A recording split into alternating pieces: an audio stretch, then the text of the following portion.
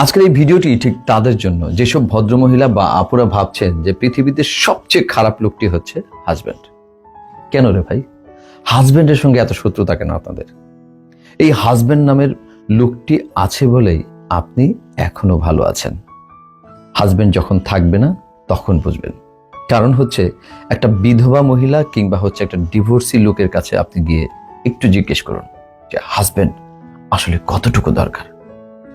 পৃথিবীতে বাঁচতে হলে হাজব্যান্ড নামের লোকটির সাপোর্ট যে কতটুকু দরকার সেটা যাদের হাজব্যান্ড নেই, যারা ডিভোর্সি কিংবা যারা বিধবা, ঠিক তারাই জানে।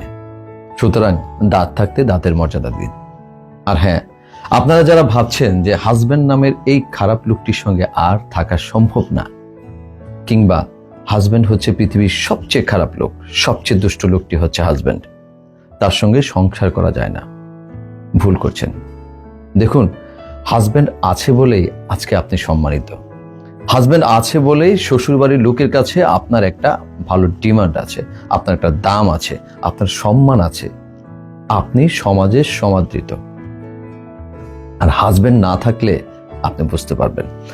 আপনি যদি এই তত্ত্বে বিশ্বাস করেন যে হাজব্যান্ড নামের লোকটি সবচেয়ে খারাপ, পৃথিবীতে এর চেয়ে খারাপ লোক আর বোধহয় নাই, কিন্তু দেখেন মনে মনে কিন্তু আপনি ভালোবাসেন, আপনি তাকে অসম্ভব ভালোবাসেন, অথচ সারা দিন এই লোকটার মাথায় কাঁঠাল ভেঙে খান। কেন রে ভাই? খায় দায় কোনো কাজ নাই?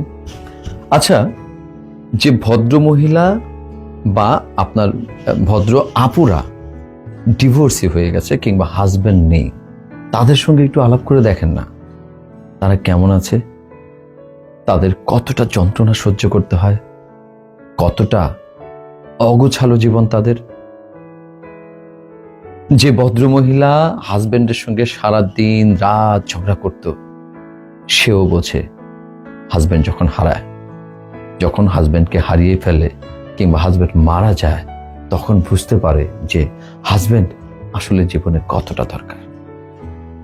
হাজব্যান্ড শুধু ভালোবাসার জন্য দরকার না, হাজব্যান্ড আপনার সম্মান, হাজব্যান্ড আপনার মর্যাদা রক্ষাকারী, হাজব্যান্ডের জন্য আপনি সমাজে সমাদৃত, হাজব্যান্ডের জন্য আপনার বাচ্চা সম্মান পায়, হাজব্যান্ডের জন্য আপনি শ্বশুর বাড়িতে সম্মান পান, হাজব্যান্ডের জন্য আপনার নিজের বাড়িতেও আপনার একটা সম্মান আছে।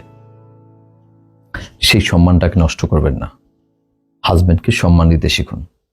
আর হ্যাঁ, হাজব্যান্ডকে খুশি করা পৃথিবীতে সবচেয়ে সহজ কাজ, যেটা স্ত্রীকে কঠিন করার বেলায় না, পুরো উল্টো।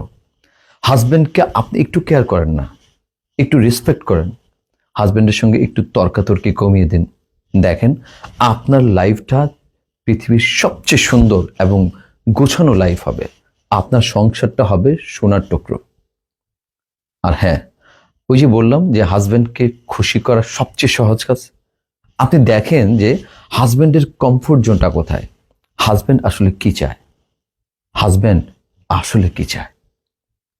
হাজব্যান্ড আপনার কাছে টাকা পয়সা চায় না, হাজব্যান্ড সারাদিন কষ্ট করে, সারাদিন অফিস থেকে আসে কিংবা সারাদিন কলকারখানায় কাজ করে যখন আসে, হাজব্যান্ডের প্রতি একটু একটু দরদ দেখান না, যে দরদটা হাজব্যান্ড বুঝতে পারে যে আমার ওয়াইফ, আমার বউ আমাকে ভালোবাসে।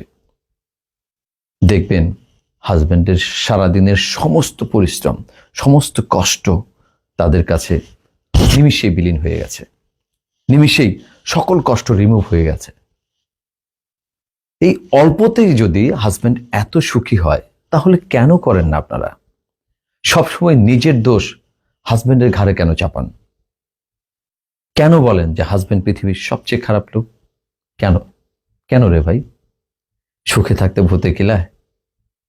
হাজব্যান্ডকে ভালোবাসুন, হাজব্যান্ডকে এত ভালোবাসুন যে হাজব্যান্ড যেন অন্য কোনো নারীর দিকে তাকাতে গেলে আপনার ছায়াটা, আপনার ছবিটা তার হৃদয়ে ভেসে ওঠে। হাজব্যান্ডকে এত ভালোবাসুন যে ভালোবাসাটা পেলে হাজব্যান্ড অন্য কোনো নারীর দিকে তাকাতে গেলে হাজব্যান্ডের ভিতরে হু হু করে ওঠে, ভিতরটা হু হু করে ওঠে। কারণ হাজব্যান্ড আপনাকে ভালোবাসে, আপনার ভালোবাসা চায়, আপনার সুহাগ চায়, আপনার আদর চায়। শুধু কামনাটাকে বড় করে দেখলে হবে না। হাজব্যান্ড কি চায়? হাজবেন্ডকে সুখী করা বা হাজবেন্ডকে কন্ট্রোলে আনা এত সহজ যে আপনাকে কিচ্ছু করতে হবে না। আপনি হাজবেন্ড যেটাকে ভালোবাসে সেটাকে ভালোবাসুন। আপনি দেখেন, আপনি একটু চিন্তা করে বের করুন যে হাজবেন্ডের কমফোর্ট জোনটা কোথায়। হাজবেন্ড আসলে কাকে ভালোবাসলে, কাকে আদর করলে হাজবেন্ড আপনাকে আদর করবে, কাকে সোহাগ করলে হাজবেন্ড আপনাকে সোহাগ করবে, কাকে ভালোবাসলে হাজবেন্ড আপনাকে ভালোবাসবে। এটা আপনাকে আবিষ্কার করতে হবে। আর এই আবিষ্কার করাটা আপনার কাছে একদম ইজি। আর হ্যাঁ, সংসার সুখী করতে হলে হাজবেন্ডের বাবা মাকে সম্মান দিন। হাজবেন্ডের বাবা মাকে যখন আপনি সম্মান দিবেন, আপনার বাবা মার প্রতি তার সম্মান অটোমেটিকলি চলে আসবে। হাজবেন্ডের ভাই বোনকে ভালোবাসুন, দেখবেন আপনার ভাই বোনকে ভালোবাসতে হাজবেন্ড একটু দ্বিধা করবে না। হাজবেন্ডরা খুব নরম মনের হয়, তাদের অগাধ ভালোবাসা থাকে আপনাদের প্রতি, কিন্তু এই ভালোবাসাটা আপনারা আবিষ্কার করতে পারেন না। আপনারা হয়তো ভাবেন হাজবেন্ড শুধু জুলুমকার, হাজবেন্ড একটা বদমাইশ, কিন্তু না। হাজবেন্ডকে ভালোবাসুন, হাজবেন্ডকে ভালোবেসে তার ভালোবাসা আবিষ্কার করুন, তার ভালোবাসা ভিতর থেকে বের করে আনুন। হাজবেন্ড আপনাকে এত ভালোবাসবে যে আপনি সেই ভালোবাসা নিতে পারবেন না। হাজবেন্ডরা শুধু পরিশ্রম করে কাদের জন্য জানেন? শুধু আপনাদের জন্য, আপনি এবং আপনার বাচ্চার জন্য। হাজবেন্ড একটা সময় আপনাদের জন্য নিবেদিত প্রাণ হয়ে যায়।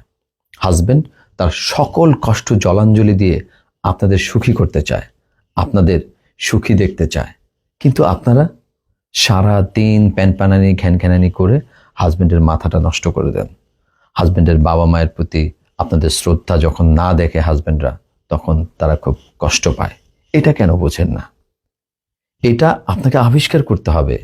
আর হাজবেন্ডকে সুখী করতে হলে, হাজবেন্ডকে মনের মতো করে গড়ে নিতে হলে আপনাকে হাজবেন্ড কি ভালোবাসে, হাজবেন্ড কি পছন্দ করে, হাজবেন্ড কোন জিনিসটা অপছন্দ করে, এটা আপনাকে আগে আবিষ্কার করতে হবে। তবেই আপনার জীবন, আপনার সংসার, আপনার চারপাশ সুখের টুকরো হবে, স্বর্গের টুকরো হবে।